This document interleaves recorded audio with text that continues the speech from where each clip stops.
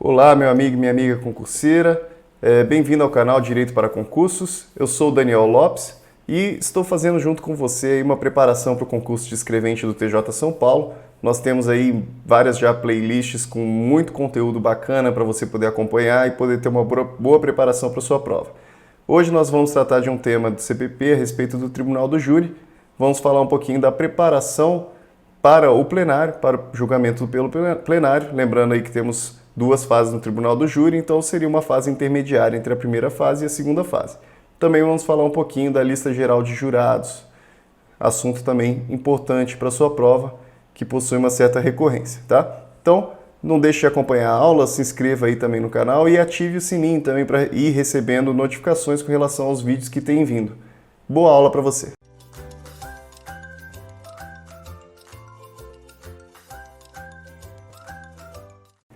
Vamos lá, meus amigos, agora começando um novo tópico aqui de Tribunal do Júri propriamente dito. Lembrando aqui que a gente está, então, tratando do Tribunal do Júri. Estamos tratando agora da segunda fase do Tribunal do Júri, que é a fase em que começa realmente aí para o júri mesmo, né? Lembrando que a primeira fase que estávamos tratando, o processo ele estava com o juiz, né? O juiz de direito. Agora começa essa fase de preparação do processo para que ele seja julgado no plenário. Lembrando que o plenário ele é constituído dos jurados, que então trataremos propriamente do Tribunal do Júri. Então vamos lá. 422. Ao receber os autos, o presidente do Tribunal do Júri determinará a intimação do órgão do Ministério Público. Então, a primeira coisa que determina-se a intimação do Ministério Público, ou então do querelante, no caso de queixa. Querelante, então, caso seja necessário, então, o querelante, no caso de queixa. E do defensor, então, intima-se a acusação e a defesa, para no prazo de 5 dias, então, atenção aqui ao prazo, novamente, 5 dias, apresentarem rol de testemunhas que irão depor em plenário até o máximo de 5 testemunhas. Então, muita atenção aqui. Então, Tribunal do Júri, a ideia é que serão 5 testemunhas, oportunidade em que poderão juntar documentos e requerer diligência. Então, faz-se a intimação, tanto da acusação e defesa. E nesse momento aqui, eles vão poder apresentar um rol, então uma lista de testemunhas, até 5. E nesse momento aqui também, eles podem juntar documentos e podem também requerer diligências. Requerer diligências é pedir que haja algum tipo ali de investigação, alguma coisa nesse sentido, ou pedir por alguma juntada de algum documento diferente. Então, isso é o que ocorre aqui no 423, deliberando sobre os requerimentos de provas a serem produzidas ou exibidas no plenário do júri e adotadas as providências devidas, o juiz-presidente. Então, lembrando aqui, quem toma essas providências é o juiz-presidente. Aqui também, presidente do Tribunal do Júri. Então, aqui o juiz de direito, tá? É ele que toma esse tipo de providência. Ele ordenará as diligências necessárias para sanar qualquer nulidade ou esclarecer fato que interesse ao julgamento da causa, fará relatório sucinto do processo. Lembrando aqui, então, que o relatório ele precisa ser sucinto porque não é o juiz o responsável pelo julgamento daquele processo em si. O juiz ele funciona como um presidente do tribunal, ele funciona como um organizador, como um administrador da justiça, tá? É importante que seja sucinto para que ele não venha a influenciar a decisão dos jurados, porque quem deve decidir no caso do Tribunal do Júri são os jurados, determinando sua inclusão em pauta da reunião do Tribunal do Júri.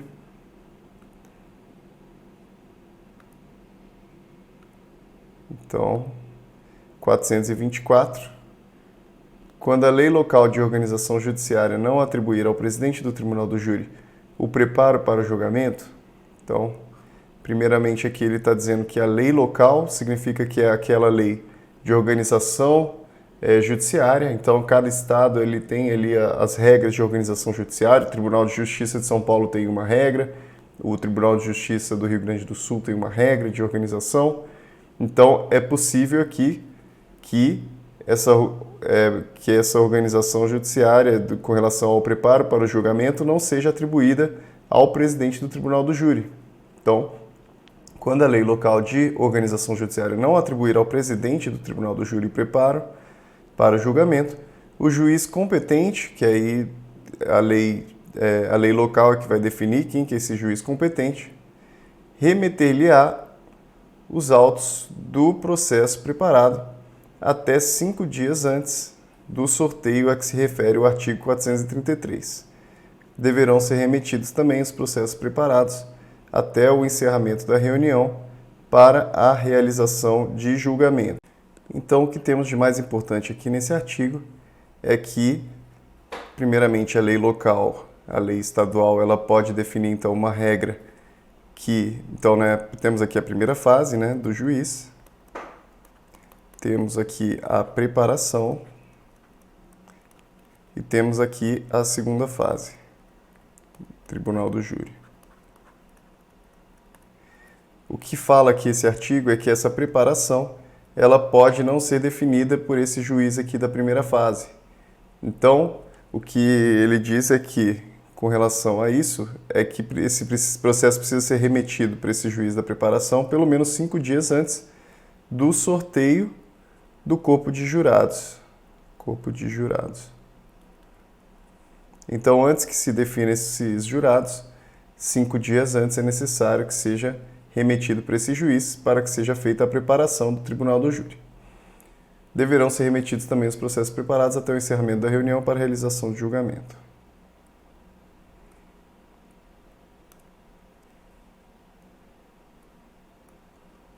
Deixa eu só conferir se é esse daqui. Ok, 425 agora. Agora estamos na nova sessão, tratando sobre o alistamento dos jurados.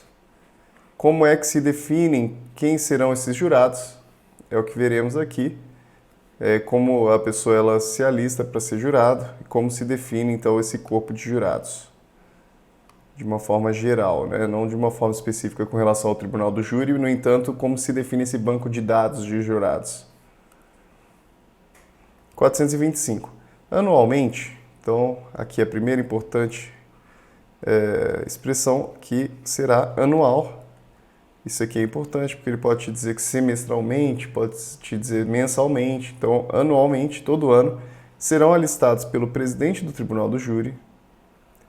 Então, quem faz isso daqui é o juiz, presidente do Tribunal do Júri, de 800 a 1.500. Então, anote aí, tá? Esse tipo de informação ele acaba caindo na sua prova. De 800 a 1.500 nas comarcas que tem mais de 1 milhão de habitantes. De 300 a 700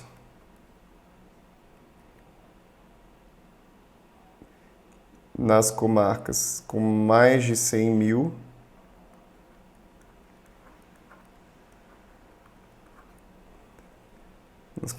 E de 80 a 400 nas comarcas de menos de 100 mil. Esse daqui, então, é formado um banco de dados com relação a todos os possíveis jurados. Então, lembre-se sempre, então, desses números aqui, 800 a 1.500, 300 a 700, 80 a 400. Aqui, então, só vai reduzindo um zero. Então, 1 milhão, 100 mil e depois abaixo de 100 mil é o que temos aqui, tá bom? Então, anote, não esqueça desse número. Existe muita cobrança na VUNESP com relação a esse tipo de número, tá? Parágrafo 1º, nas comarcas onde for necessário, poderá ser aumentado o número de jurados. Então, esse número aqui, ele pode ainda crescer, pode aumentar. E ainda organizada lista de suplentes. então é possível que haja uma lista de suplentes, depositadas as cédulas em urna especial, com as cautelas mencionadas na parte final do parágrafo 3º do 426. Juiz-presidente requisitará às autoridades locais, associações de classe e de bairro, entidades associativas e culturais, instituições de ensino em geral, universidades, sindicatos, repartições públicas e outros núcleos comunitários, a indicação de pessoas que reúnam as condições para exercer a função de jurado. Então, esse parágrafo 2º só diz aqui de onde que o juiz tira essas informações das pessoas. É muito comum o juiz mandar ali um ofício para esses lugares, pedindo ali indicações, também entrar em contato com o cartório eleitoral. É muito comum esse tipo de coisa. 426, a lista geral dos jurados, com indicação das respectivas profissões. Então, precisa constar ali a profissão dele. Será publicada pela imprensa até o dia 10 de outubro. Então, novamente aqui, atenção, como é anual, ele fala até o dia 10 de outubro de cada ano. Lembrando aqui que é uma data próxima ali do período de eleição, tá? E divulgada em editais afixados à porta do Tribunal do Júri. Então, a forma de publicação disso é por meio de editais, essa lista geral. Isso aqui com relação a essa lista geral, esse banco de dados que estamos tratando, tá? Dos jurados. A lista poderá ser alterada de ofício, então a primeira hipótese de alteração é de ofício, ou mediante reclamação. Então, essa lista ela vai ser publicada até para que, se alguém tiver algum tipo de impugnação, para que ele possa fazer essa impugnação. Quem pode impugnar é qualquer pessoa do povo, ao juiz-presidente até o dia 10 de novembro. Então tem um mês ali para poder impugnar, data de sua publicação definitiva. Então, depois que há qualquer tipo de reclamação, qualquer tipo de coisa, existe então a publicação definitiva. Juntamente com a lista serão transcritos os artigos 436 a 446. Depois nós iremos passar por eles. Os nomes e endereços dos alistados em cartões iguais, após serem verificados na presença do Ministério Público, de advogado indicado pela OAB e de defensor indicado pelas defensorias públicas competentes, permanecerão guardados em urna fechada à chave. Então, nome e endereço dos alistados, eles vão ser checados no MP por um advogado da OAB e pelo defensor. Então, MP, um advogado representando a OAB e um defensor também pela defensoria. Então, eles vão verificar então essa lista, esses nomes, esses endereços, e depois esses nomes e endereços vão ficar lá lacrados, vão ficar dentro de uma urna fechada à chave, sob responsabilidade do juiz-presidente. Isso daí é importante para que não haja qualquer tipo de intromissão, qualquer tipo de informação privilegiada com relação a quem pertence ao corpo de jurados, possível corpo de jurados, para que as pessoas não venham tentar influenciar essas pessoas, se aproximar delas com algum tipo de interesse. Então, é importante isso daqui. Parágrafo 4º. O jurado que tiver integrado o conselho de sentença nos 12 meses que antecederem a publicação da lista geral fica dela excluído. O conselho de sentença nós estudaremos um pouquinho mais para frente, no entanto, é o órgão do Tribunal do Júri, responsável por responder os quesitos e, então, responsável ali pelo julgamento, formado por 7 jurados. Então, esse conselho de sentença, caso a pessoa já tenha participado, né? Então, são os jurados que estão participando ali do caso em concreto. Então, o jurado que tiver integrado já esse conselho de sentença nos 12 meses que antecederam a publicação da lista geral, fica dela excluído, então não vai haver ali uma repetição do jurado. Isso daqui, então, evita que as pessoas vão acabar tendo conhecimento de quem que é aquele jurado, vão ter conhecimento da forma como ela pensa com relação ao processo. Então, existe essa previsão de exclusão dele de nova lista geral. Então, atenção aqui com esse parágrafo 4º.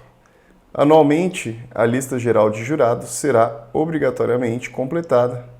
Então, como existem casos ali de exclusão, existem casos de pessoas que acabam saindo da lista, é necessário que anualmente essa lista venha a ser completada para que não fique faltando jurados ali na quantidade mínima que nós acabamos de ver ali no outro artigo, tá bom? Com relação a locais com mais de 1 milhão de habitantes, de 100 mil a 1 milhão, então, e menos de 100 mil também, tá bom? Vamos tomar cuidado também que a conta ali é com relação aos habitantes, né? Aqui com relação, então, 1 milhão de habitantes, tá? Porque ele pode querer te falar com relação à quantidade de eleitores, com relação à quantidade de cidadãos, tá? Tudo temos que tomar cuidado com relação a isso daí, tá? Então finalizamos a aula de hoje. Muito obrigado por acompanhar até o final. Inscreva-se aí no nosso canal se ainda não for inscrito e deixa também o seu joinha para nos ajudar. Comente também se tiver algum tipo de dúvida, sugestão, tá? Algum elogio, alguma crítica, pode ficar à vontade.